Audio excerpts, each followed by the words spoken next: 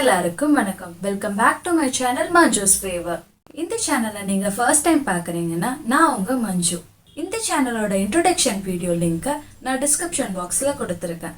அதை செக் பண்ணி பார்த்தீங்கன்னா இந்த சேனலில் நான் எந்த மாதிரி கண்டென்ட் அப்லோட் பண்ண போகிறேங்கிறத நீங்கள் தெரிஞ்சுக்கலாம். இன்னைக்கு இந்த வீடியோவில் நம்ம எதை பற்றி பார்க்க போகிறோம்னா, நம்ம டே டு டே லைஃப்பில் நம்ம ஃபேஸ் பண்ணுற மெயின் இஷ்யூ என்னன்னு பார்த்தீங்கன்னா ஸ்கின் ப்ராப்ளம்ஸ் தான்.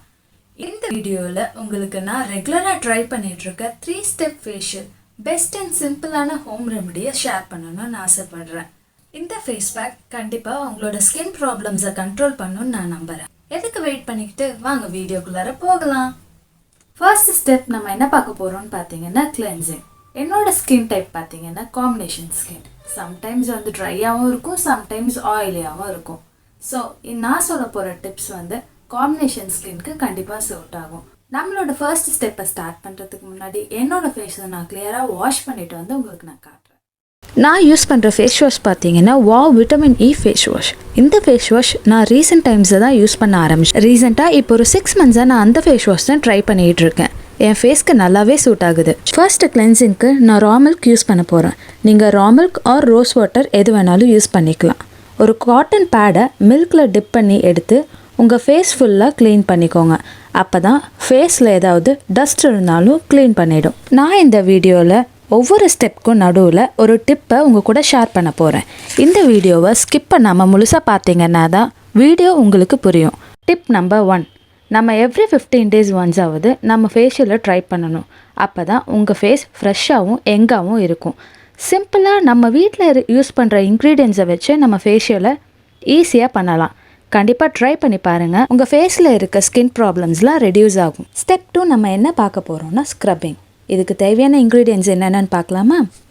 1 ஸ்பூன் ரைஸ் ஃப்ளார் அரிசி மாவு, 1 ஸ்பூன் ரா மில்க், அப்புறம் 1 ஸ்பூன் லெமன் ஜூஸ் எடுத்துக்கோங்க.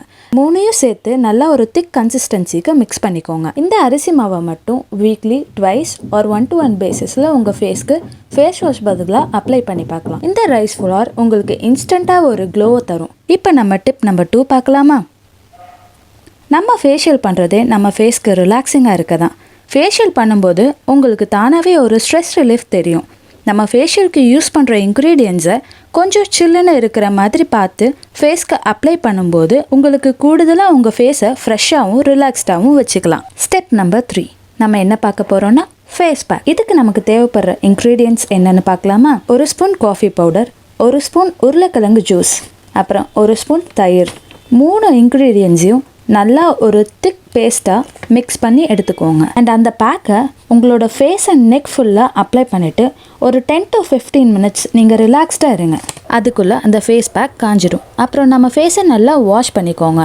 ஒரு டவல் எடுத்து க்ளீன் பண்ணிக்கோங்க. என் ஃபேஸை வாஷ் பண்ணதுக்கப்புறம் இப்படி தான் இருக்குது. Last but not least, tip number 3. நம்ம எந்த ஒரு facial, face pack, scrub use பண்ணாலும் கம்ப்ளீட் பண்ணி முடித்ததும் ஃபேஸை அப்படியே விட்டுறக்கூடாது.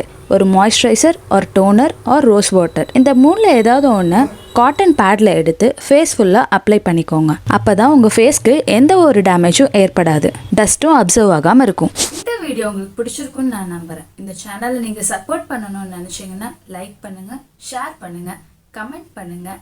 கீழே இருக்கிற ரெட் கலர் சப்ஸ்கிரைப் பட்டனை கிளிக் பண்ணுங்கள்.